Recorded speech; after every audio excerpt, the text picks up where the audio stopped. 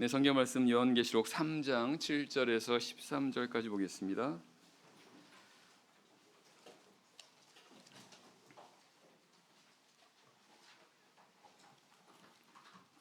네, 요한계시록 3장 7절에서 13절 말씀 제가 먼저 읽겠습니다. 계시록 3장 7절, 요한계시록 3장 7절입니다. 빌라델비아 교회의 사자에게 편지하기를 거룩하고 진실하사 다윗의 열쇠를 가지시니 곧 열면 닫을 사람이 없고 닫으면 열 사람이 없는 그이가 가라사대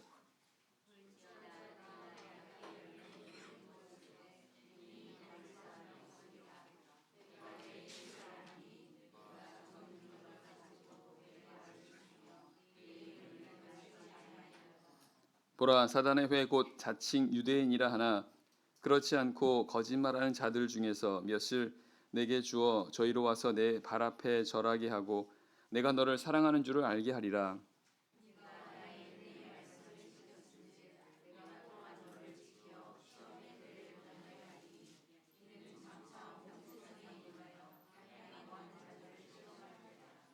내가 속히 말이니 내가 가진 것을 굳게 잡아 아무나 내 면류관을 빼앗지 못하게 하라.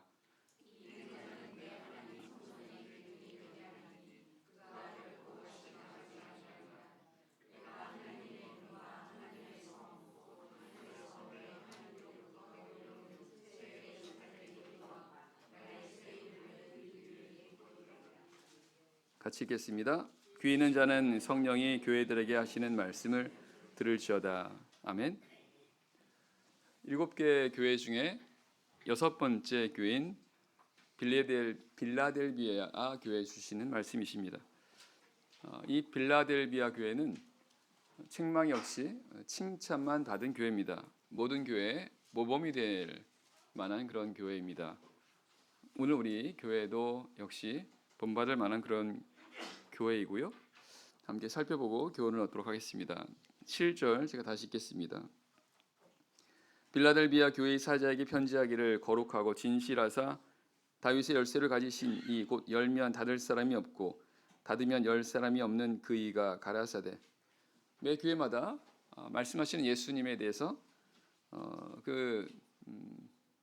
다른 표현을 쓰고 있음을 알게 됩니다. 오늘 빌라델비아 교회에 대해서 말씀하시는 예수님에 대해서는 거룩하고 진실하사 다윗의 열쇠를 가지신 이라고 이렇게 말씀하고 있습니다. 거룩하고 진실하다는 것은 하나님을 가리킵니다. 성경에서 하나님을 가리킬 때 거룩하고 진실하신 혹은 신실하신 하나님이라고 이렇게 표현하고 있습니다. 결국 예수님께서 하나님이라고 하는 그런 말씀을 하고 있죠. 특별히 다윗의 열쇠를 가지신 이라고 말씀하십니다. 다윗의 열쇠를 가지셨다. 예수님께서 다윗의 열쇠를 가지셨다 이렇게 표현하고 있습니다. 열쇠라고 하는 것은 문을 여는 겁니다. 혹은 닫는 것입니다. 열고 닫을 수 있는 이것이 열쇠인데 예수님께서 이런 열쇠를 갖고 있다는 것은 이런 권세를 갖고 있다는 뜻입니다. 그런 권한이 있다는 것입니다. 예수님은 하나님이십니다. 그래서 모든 권세와 권한을 갖고 계십니다. 특별히 다윗의 열쇠를 갖고 계시다라고 말씀하십니다. 구약 성경에 보게 되면 이 다윗의 열쇠를 가리켜 다윗의 집의 열쇠라고 말씀합니다. 이사야 22장 22절에 보게 되면 다윗의 집의 열쇠를 가진 표현이 나오거든요. 다윗 집이라는 것은 결국 다윗 왕가를 의미합니다. 다윗 왕가. 예수님께서 이 다윗의 열쇠를 가지고 계시다라는 것은 이 바로 다윗 왕가의 열쇠를 갖고 있다라는 뜻입니다. 그럼 다윗 왕가는 뭘 말하는 걸까요? 바로 다윗의 나라를 가리킵니다. 다윗의 나라. 성경은 이 다윗의 나라를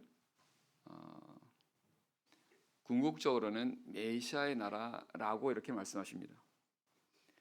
예를 들어서 에스겔 34장 24절에 보게 되면 하나님께서 이렇게 말씀하십니다. 나 여호와는 그들의 하나님이 되고 내 종 다윗은 그들 중에 왕이 되리라.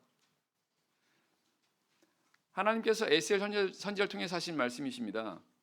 내 종 다윗이 그들의 왕이 될 것이다. 에스겔 선지자는 다윗이 죽은 한참 이후의 사람입니다. 약 500년 이후의 사람인 거죠. 에스겔 선지자는요. 그래서 하나님께서 에스겔 선지자를 통해서 말씀하신 이 다윗이라고 하는 사람은 그 솔로몬의 부친이었던 그 다윗을 말하는 게 아니라 바로 그 다윗의 자손으로부터 나오게 될 바로 메시아를 가리킨다는 것입니다.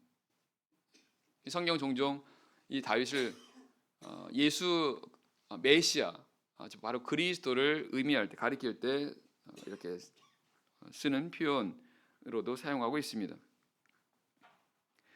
그래서 예수님께서 다윗의 열쇠를 가지고 계시다라고 하는 의미는 궁극적으로는 바로 이 메시아의 나라, 즉 하나님의 나라입니다. 하나님의 나라의 열쇠를 갖고 계시다라는 것입니다. 예수님께서요. 그래서 하나님의 나라에 들어가는 건 바로 예수님을 통해서만이라는 것입니다. 예수님께서 들어가게 하실 수 있고 들어가지 못하게 하는 그 모든 권한이 바로 예수님에게 있다라는 것입니다. 예수님께서 들어가게 해주셔야만 들어갈 수 있고 예수님이 허락하지 않으면 결코 들어갈 수 없는 곳, 이것이 바로 하나님의 나라라는 것입니다. 그래서 예수님께서 베드로에게 내가 이 반석에 내 교회를 세우리니 음부의 권세가 이기지 못한다라고 말씀하십니다. 그러면서 내가 천국 열쇠를 내게 준다 이렇게 말씀하십니다. 천국 열쇠, 바로 하나님 나라에 들어갈 수 있는 그 열쇠를 주신다는 것입니다. 그래서 오늘 본문에서 예수님을 가리켜 다윗의 열쇠를 가지고 계시다라는 것은 바로 예수님께서 바로 하나님의 나라에 들어가는 이 권세를 가지신 분이라고 말씀하고 있습니다. 예수님이 이렇게 말씀하신 것은 바로 빌라델비아 교회에 바로 이 부분이 연관이 돼 있기 때문이라는 것을 알게 됩니다. 8절입니다. 볼지어다 내가 내 앞에 열린 문을 두었으되 능히 닫을 사람이 없으리라. 내가 내 행위를 아노니 내가 적은 능력을 가지고도 내 말을 지키며 내 이름을 배반치 아니하였도다. 예수님께서 이 빌라델비아 교회에 그들 앞에 열린 문을 두었다라고 말씀하십니다. 그러면 이 7절 말씀과 연결해 볼 때 여기서 이 열린 문이라고 하는 것은 결국은 바로 천국 문을 가리킨다는 것을 알게 됩니다.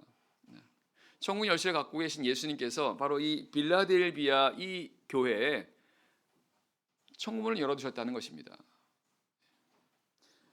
능히 내가 내 앞에 열린 문을 두었으되 능히 닫을 사람이 없으리라라는 것은 이 빌라델비아 교회에 천국 문을 이렇게 활짝 열어놓으셨다라는 것이고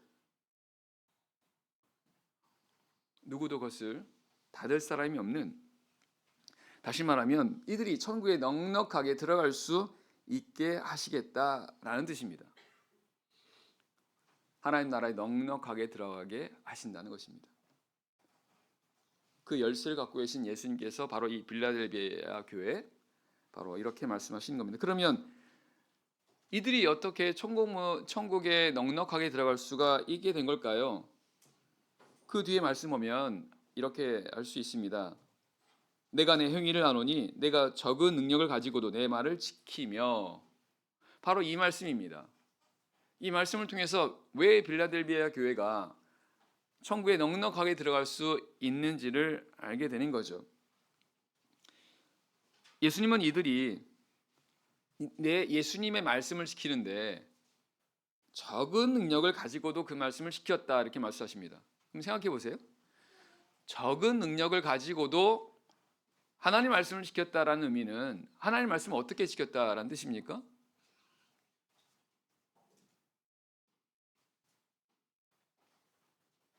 힘써 지켰다는 뜻입니다. 능력은 적어요. 말씀을 지킬 수 있는, 말씀을 행할 수 있는 그런 능력은 적으나, 그러나 그 말씀을 따라 행하기 위해서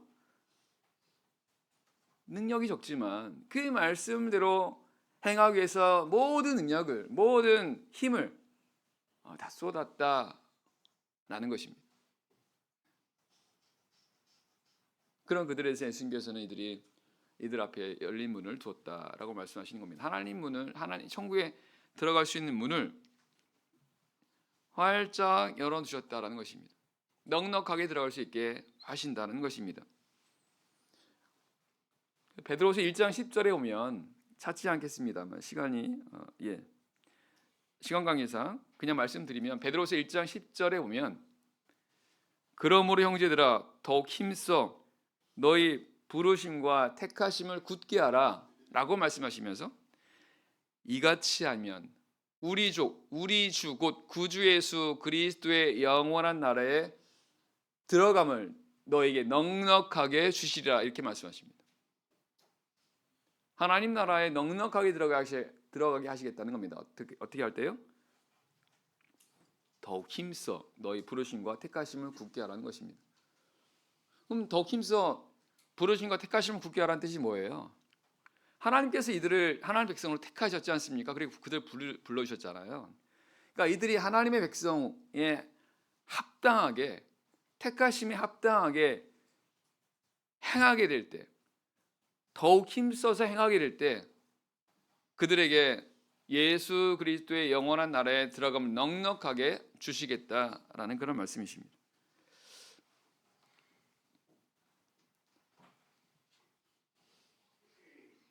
이것이 내가 적은 능력을 가지고도 내 말을 지켰다라는 그런 의미라는 것입니다. 우리 이 말씀 보면 예수님께서는 능력이 많고 적음을 보시는 게 아니라 그걸 중요하게 여기는 것이 아니라 능력이 어떻든 간에 힘을 쓰는 걸 원하신다는 걸 알 수 있습니다. 힘을 쓰는 겁니다. 그걸 대표적으로 보여주신 비유가 마태복음 25장에 나와 있는 달란트 비유죠. 달란트 비유입니다. 주인이 멀리 타국에 가면서 종들에게 달란트를 주고 왔습니다. 어떤 종에게는 5달란트, 어떤 종에게는 2달란트, 어떤 종에게는 1달란트를 주고 갔습니다. 그리고 주인이 멀리 간 사이에 이 남은 종들이 그것을 가지고 열심히 장사했다 이렇게 말씀합니다. 주인 돌아왔습니다. 그리고 그들과 이렇게 결산합니다. 근데 보면 5달란트 그리고 2달란트 받았던 종에게는 똑같은 말씀하십니다. 성경은 이 5달란트 받은 이 사람이 5달란트를 남겼고 2달란트 받았던 종 역시 2달란트를 남겼다는 것입니다. 그 얘기는 뭐예요? 자신이 받은 능력에 따라서 최선을 다해서 그 능력에 맞춰서 장사했다는 거예요. 예수님은 이 5달란트와 2달란트 남겼던 이 종들에게 뭐라고 말씀하십니까? 착하고 충성된 종아라고 칭찬하십니다.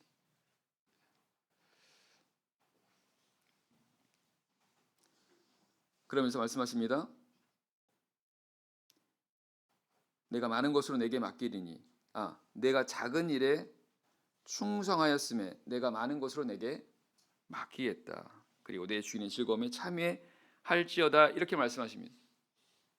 반면 1달란트 받았던 종은 그것을 그냥 묻어두죠. 이 주인이 와서 악하고 게으른 종이라고 책망하십니다. 그러면서 이 무익한 종을 바깥 어두운 데로 내어 쫓으라. 거기서 슬피 울며 이를 갈미 있으리라 라고 말씀하시면서 이렇게 말씀하십니다. 무릇 있는 자는 받아 풍족하게 되고 없는 자는 그 있는 것까지 빼앗기게 되리라. 예수님이 달란트 비유를 통해서 하신 말씀은 있는 자는 더 풍성하게 되고 없는 자는 있는 것까지 빼앗긴다라는 것은 받은 만큼 힘써 하나님께 충성할 때 하나님께로부터 더 많은 걸 받게 되지만 하지만 그렇지 못하면 결국 있는 것까지 빼앗기게 될 것이다 라는 그런 말씀을 하십니다. 결국 주님께서 이 비유를 통해서 원하시는 것이 있다고 한다면 바로 충성이라는 것을 알겠습니다. 착하고 충성된 종아라고 칭찬하셨던 것처럼 주님께서는 충성을 원하십니다. 충성이라는 것은 마음을 다하는 겁니다. 힘을 다하는 것입니다. 그래서 하나님께 순종하는 것입니다. 주님 이거를 가장 귀하게 여기신다는 것입니다. 그리고 예수님은 이런 원칙에 따라서 모든 하나님의 백성들을 역시 이렇게 심판하시게 되는 것을 알게 됩니다. 오늘 빌라델비아 교회는 비록 그들은 받은 능력이 적었어요. 하지만 그들은 힘을 썼습니다. 마음을 다하고 힘을 다하고 뜻을 다해서 하나님 말을 지키도록 이렇게 행했다는 것을 알게 됩니다. 예수님은 그들이 내 이름을 배반치 아니하였도다라고 또한 칭찬하십니다. 내 이름을 배반하지 않았다. 적은 능력을 가지고도 내 말을 지켰으며 그리고 내 이름을 배반하지 않았다라는 것은 믿음을 지켰다는 것입니다. 내 이름을 배반하지 않았다는 것은 믿음으로 행하지 못할 수도 있는 그런 상황에서, 다시 말하면 어떤 시험이나 환난에서, 그럼에도 불구하고 믿음을 지켰다라는 것입니다. 믿음대로 행했다는 것입니다. 예수님의 이름을 배반하지 않았다는 것입니다. 이 빌라델비아 교회가 어떤 시험을 만나도, 그리고 어떤 환난을 만나도, 심지어는 핍박의 상황에서도 여전히 예수님에 대한 믿음을 지켰다라는 것을 알게 됩니다. 힘을 쓴 거죠, 그죠? 그럼 이들이 시험을 당하고 환난을 당하는 그런 상황 속에서 사실 믿음을 지킨다는 건 사실 어려운 일이거든요. 그러면 그렇게 이들이 할 수 있었던 이유는 무엇일까요? 그것은 이들이 뿌리가 견고했다는 것을 알게 됩니다. 바로 믿음의 뿌리입니다.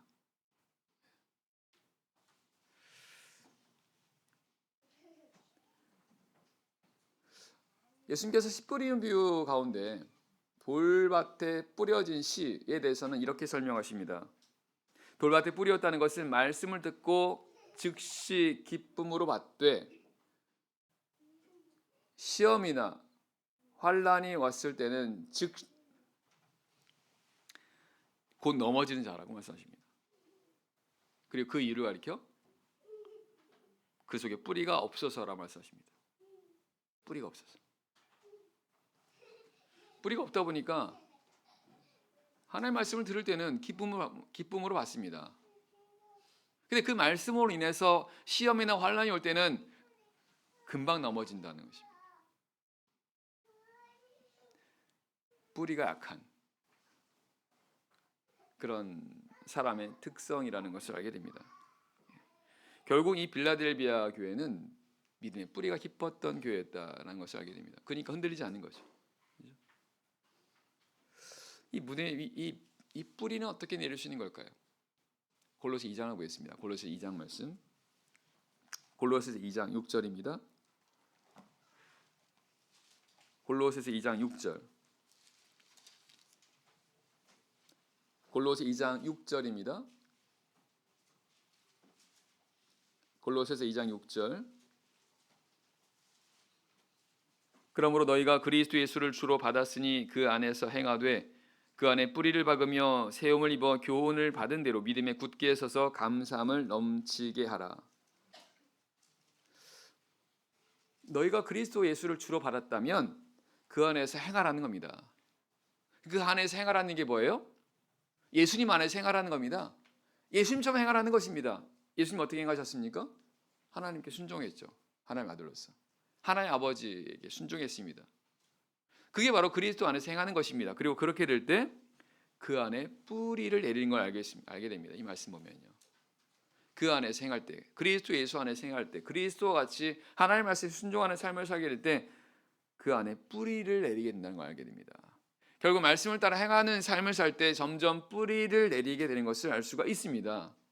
말씀대로 행하게 될 때요. 그러면 점점 뿌리를 내리면 내릴수록 더 견고하게 되는 거죠. 그러면 어떤 시험이나 환난이 올 때도 흔들리지 않게 된다는 것을 알 수 있습니다. 예수님이 이걸 마태복음 7장에서 내 말을 듣고 행하는 자는 반석에 집을 지은 사람과 같으니 바람이 불고 비가 오고 창수가 나도 무너짐이 없을 거다라고 말씀하십니다. 왜 그랬습니까? 바로 주초를 놓았기 때문에 그렇습니다. 반석에 집을 지었다는 뜻입니다. 내 말을 듣고 행하는 자마다 바로 이렇게 된다라는 것은 결국 하나님의 말씀을 듣고 행하게 될 때마다, 행할 때마다 점점 반석에 집을 짓는 것입니다. 하지만 말씀을 듣고 행하지 않는 자는 모래 위에 집을 짓는 것이라고 말씀하십니다.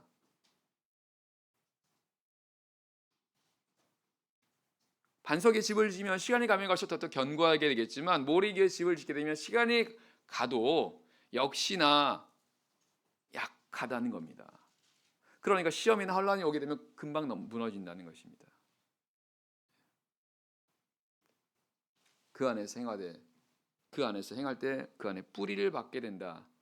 바로 같은 그런 말씀이라는 것을 알게 됩니다.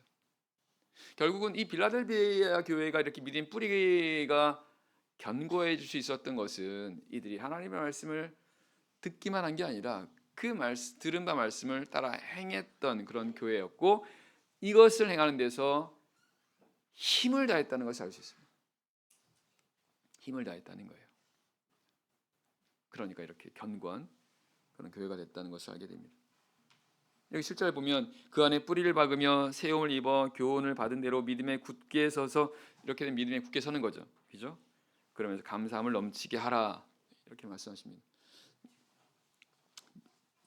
그 안에 뿌리를 내릴수록 믿음이 굳게 서게 될 것이고, 그렇게 될 때 나타나는 모습이 감사함이 점점 많아지는 겁니다. 믿음의 뿌리를 내면 내릴수록 점점 삶 속에, 그러니까 내가 내 신앙의 뿌리가 얼마나 견고해졌는가, 신앙의 뿌리를 점점 내리면 내릴수록 내가 만약 그런 삶을 살아가고 있다면 나타나는 현상 중에 하나가 감사함이 많아진다는 것입니다. 그럼 반대로 감사함이 많아지지 않게, 오히려 감사함이 적어진다거나 혹은 감사함이 없게 된다는 것은 믿음의 뿌리가 약하다는 뜻입니다.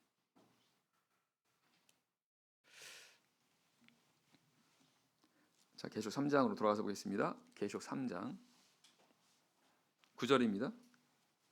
계시록 3장 9절 말씀.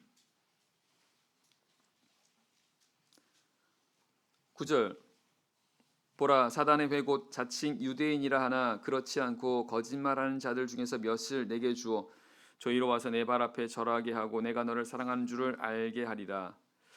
이 말씀 보면 이 빌라델비아 교회가 유대인들로부터 환난을 당하고 또한 핍박을 당했었다라는 것을 알게 됩니다. 그런데 예수님은 그들 가운데 몇이 이 빌라델비아 교회에 와서 그들 발 앞에 절하게 될 것이다, 이렇게 말씀하십니다. 이들을 대적했던, 빌라델비아 교회를 대적했던 이 유대인들이 와서 절한다는 것입니다.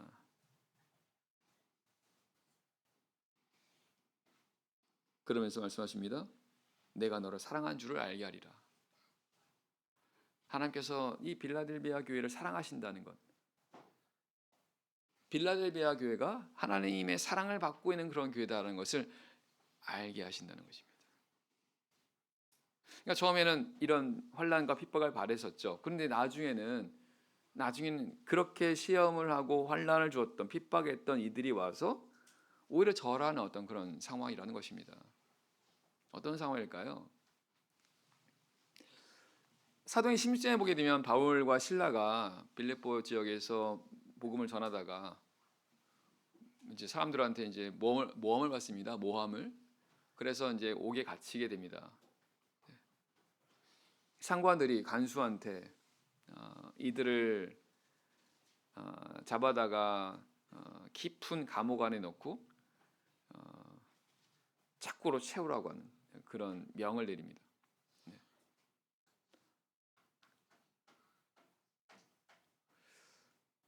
성경은 바울과 실라가 밤중에 하나님께 기도하며 하나님 찬미했을 때 옥터가 흔들리고 지진이 나고 그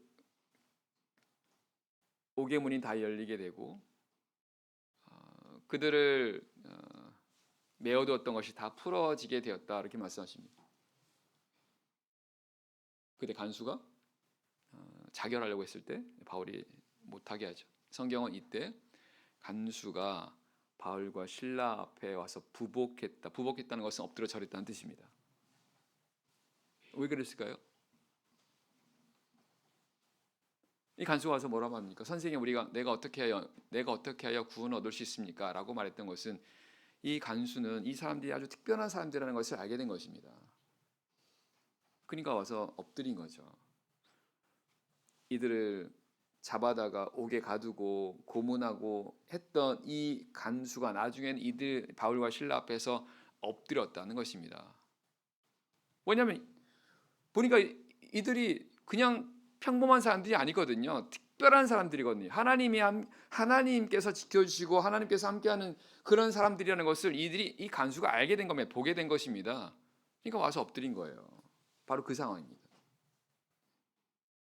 비록 이와 같은 시험과 환난과 핍박을 받았지만 하나님께서는 그런 가운데서 하나님께서 이들과 함께 하시고 이들을 지키신다는 것을 보여주신 겁니다. 그러니까 나중에 와서는 이들에게 와서 엎드렸다는 것입니다. 사실 성경에 보면 이러한 예들은 굉장히 많습니다. 구약에도 많고 신약에도 많습니다. 오늘 본문에 보면 예수님께서 내가 너를 사랑한 줄을 알게 하리라 이렇게 말씀하십니다. 베드로전서 5장 16절 말씀, 하나님의 능하신 손 안에서 겸손하라. 때가 되면 너희를 높이시리라.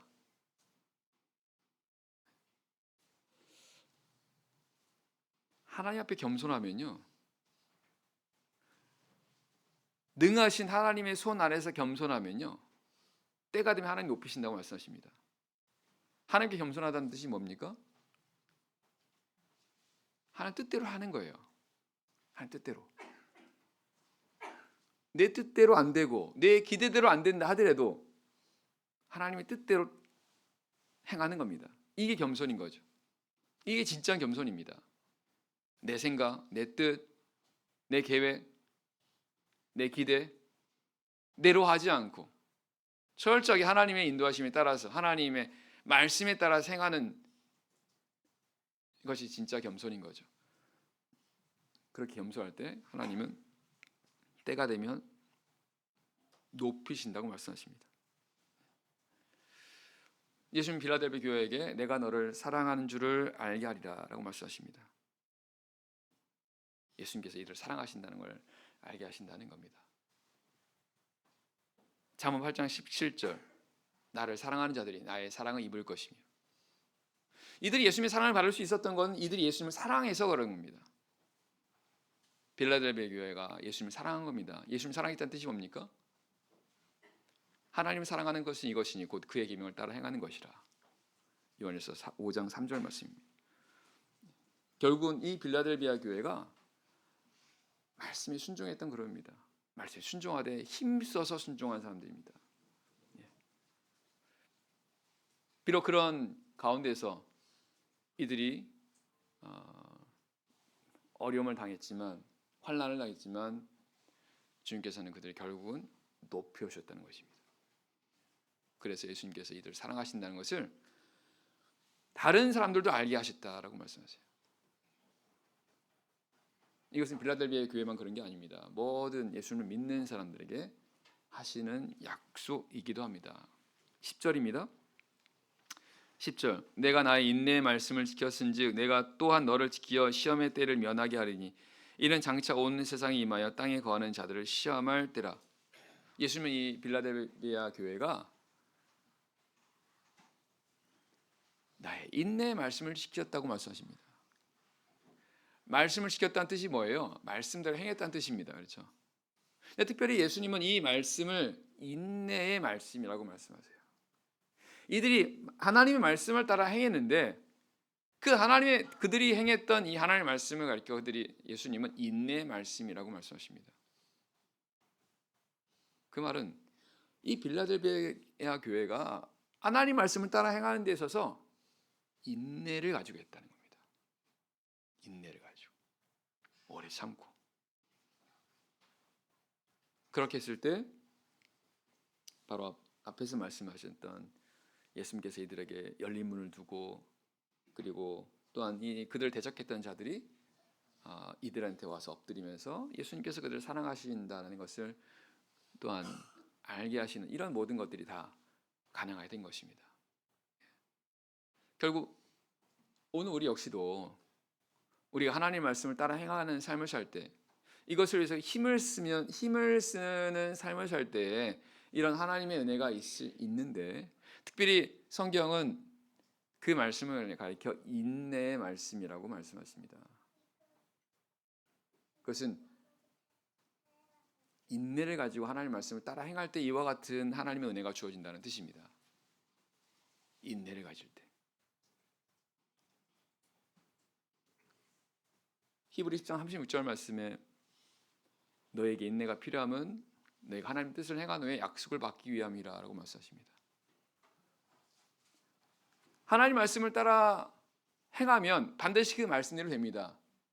문제는 인내가 필요합니다. 그러니까 어려운 거죠. 한두 번 혹은 몇 번에서 그 말씀을 따라 했을 때 그 말씀대로 된다고 한다면 못할 사람은 없을 겁니다. 많은 사람들이 하나님 말씀을 따라 행하지 않는 이유가 있다면 인내가 필요해서 라고 생각해 볼 수 있습니다. 인내는 말 그대로 오래 참는 것입니다. 하나님 말씀 따라 행하지만 이건 계속 행해야 한다는 것입니다. 이게 쉽지 않은 거죠. 그리고 이게 언제 이룰지 모르는 겁니다. 예를 들면 딱 10번만 하면 그러면 그 말씀 된다고 한다면 하겠죠, 그죠?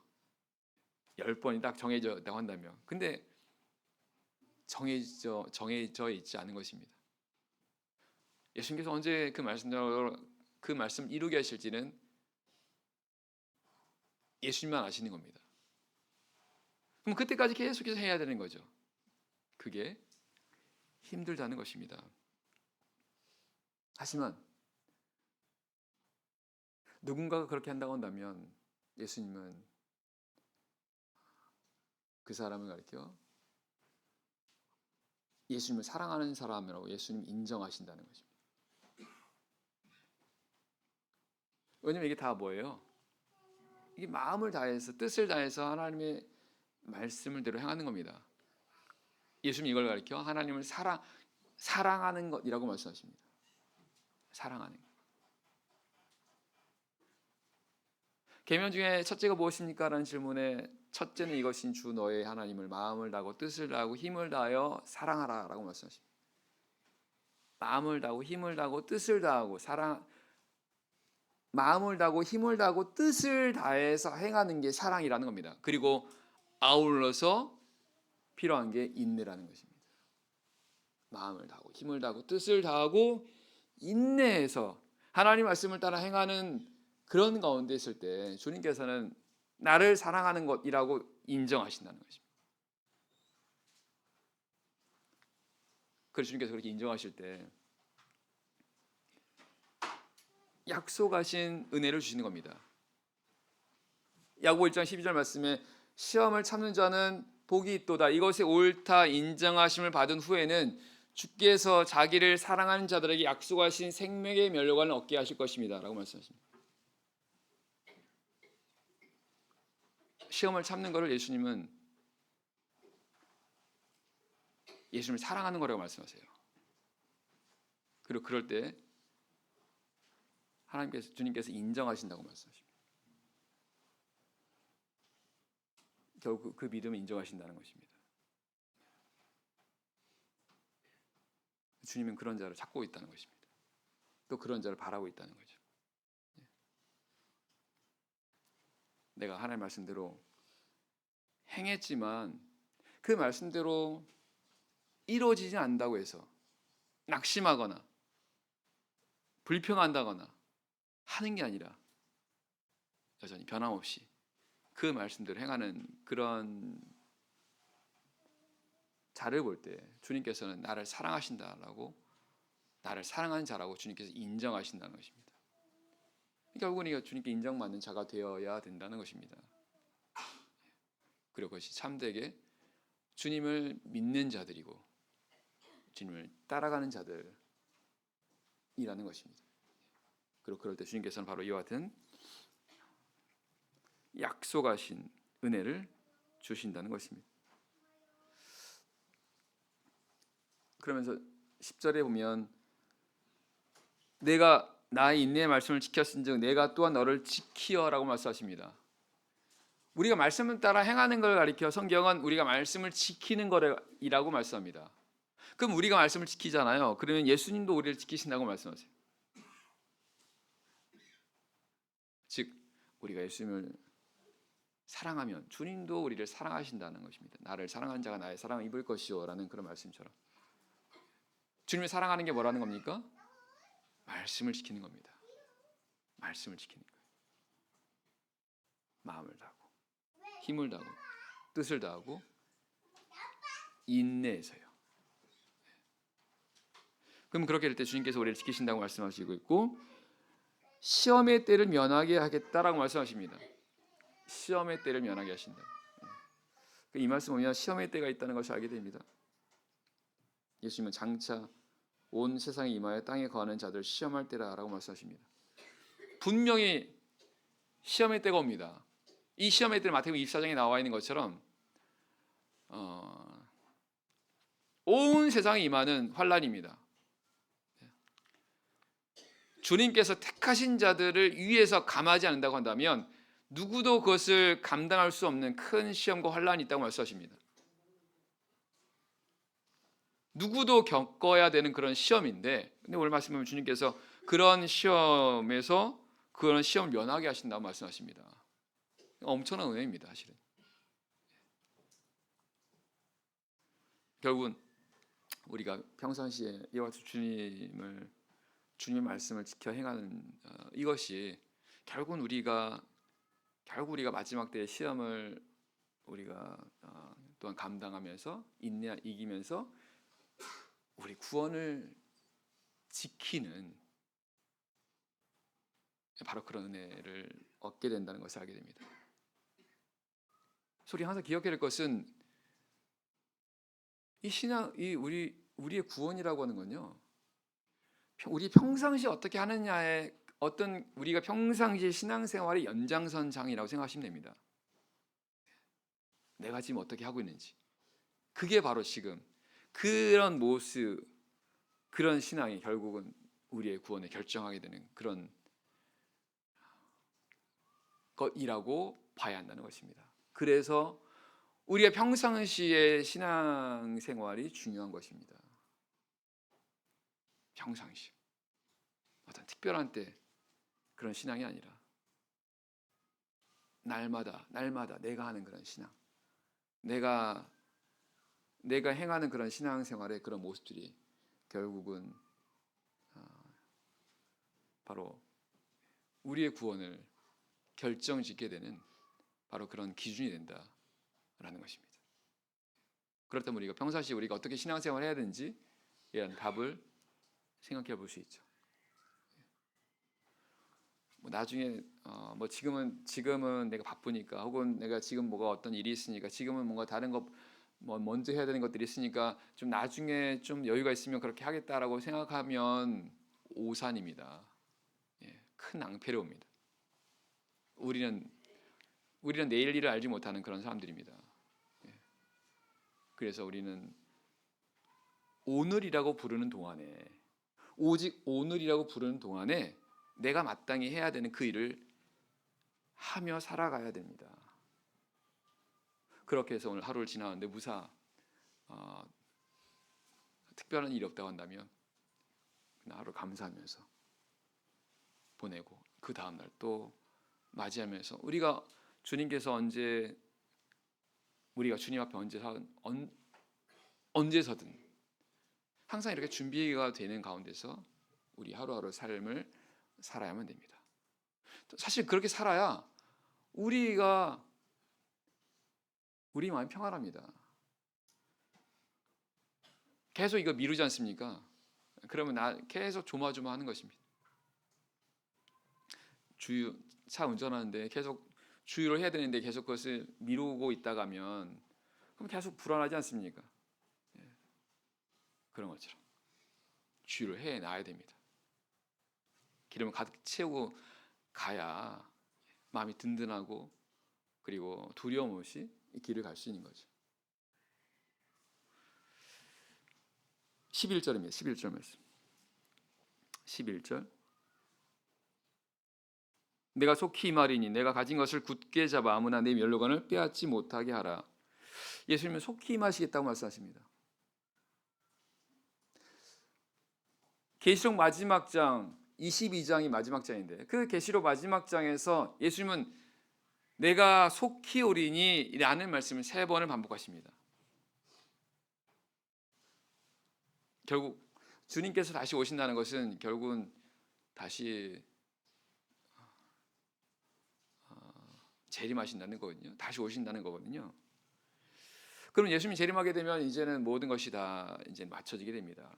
구속 사역이 다 마치는 거죠. 그리고 나면 이제 그때 하나님의 심판이 있게 되고 그리고 이제 영원한 천국과 지옥이 이제 결정이 되는 그때입니다.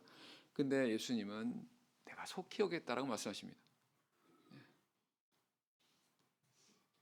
분명한 사실은 예수님은 속히 오시려고 하신다는 사실입니다. 물론 성경은 주께서는 천년이 하루 같고 하루가 천년 같다라고 말씀하십니다. 하지만 분명한 것은 주님께서는 속히 오시려 하신다는 것입니다.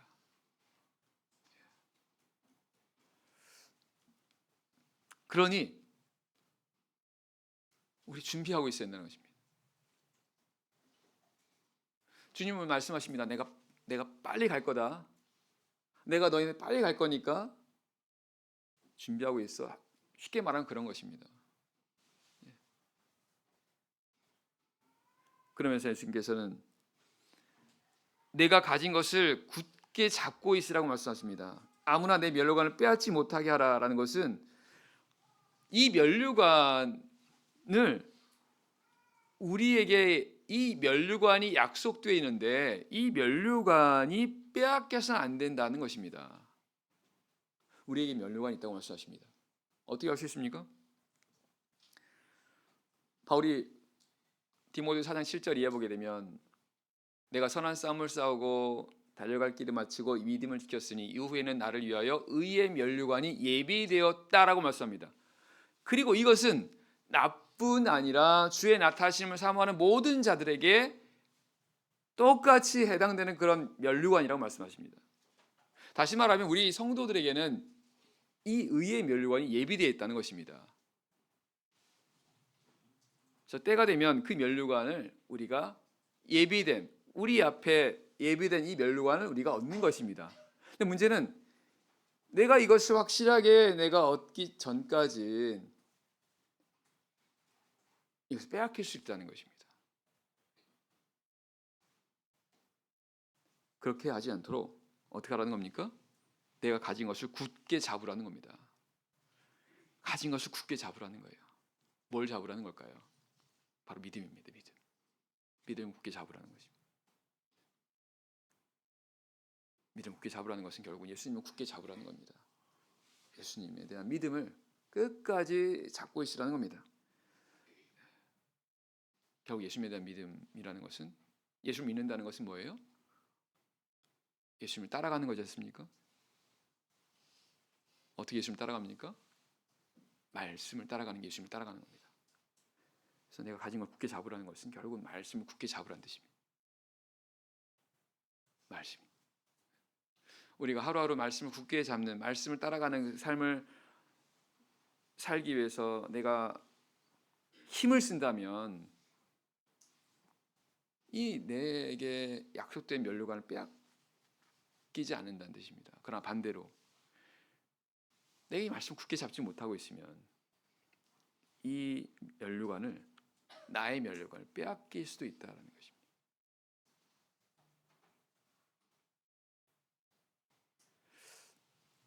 12절입니다. 12절 말씀. 이기는 자는 내 하나님의 성전의 기둥이 되게 하리니 그가 결코 다시 나가지 아니하리라. 내가 하나님의 이름과 하나님의 성 곧 하늘에서 내 하나님께로부터 내려오는 새 예루살렘의 이름과 나의 새 이름을 그 위에 기록하리라. 일곱 교회 하시는 말씀의 마지막마다 공통적으로 하시는 말씀이 바로 이기는 자라는 그런 표현입니다. 이기는 자는 하나님께서 이런 은혜를 주겠다, 이런 복을 주겠다 그런 말씀이십니다.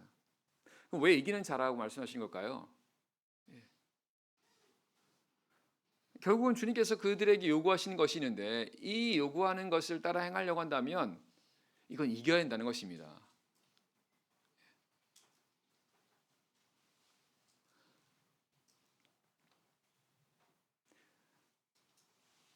쉬운 게 아니라는 거예요. 어려운 거라는 겁니다. 그러니까 이겨야 한다는 것입니다. 특별히 사단이 그냥 두지 않습니다.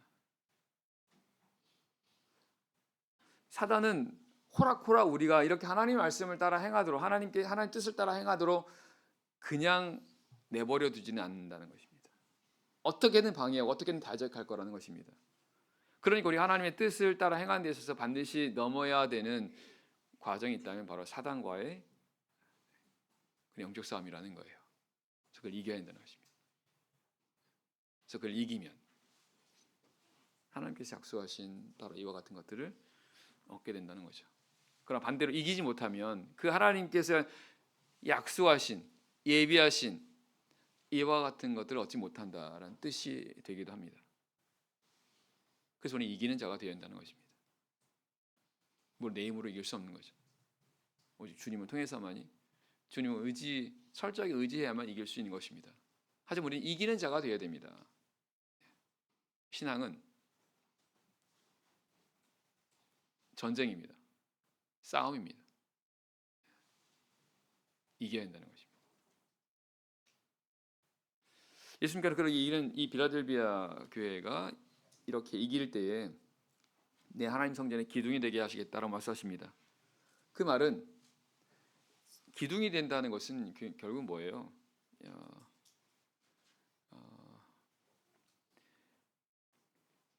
그 성전에 있어서 그 하나님 나라에 있어서 결코 흔들리지 않는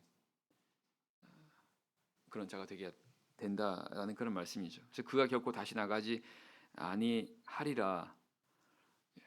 이 하나님 나라 안에서 결코 나가지 않는 하나님 안에서 하나님 나라에서 흔들림이 없는 그런 자들이 될 것이다 이렇게 말씀하십니다. 그러면서 하나님의 이름과 그리고 하나님의 성 곧 하나님께로 내려온 새 예루살렘 이름과 나의 새 이름을 그 위에 기록하리라라고 하는 그 말씀은요.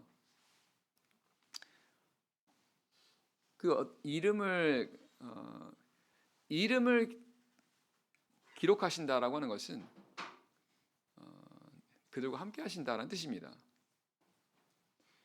계속 14장 말씀 보게 되면 14만 4천 명이라고 하는 구원받는 자들 나오지 않습니까? 성경은 그들 이마에 하나님의 이름과 어린 양 이름이 이마 위에 기록이 됐다고 했습니다. 그래서 실제로 어떤 이름이 기록됐다라는 그런 의미가 아니라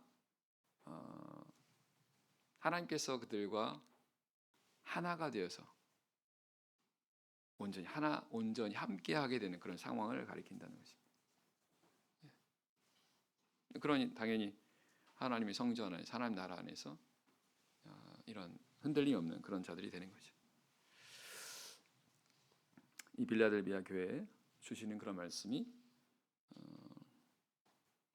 오늘 우리 교회에 주시는 말씀이기도 합니다. 또 우리 각자 주시는 그런 말씀이기도 합니다.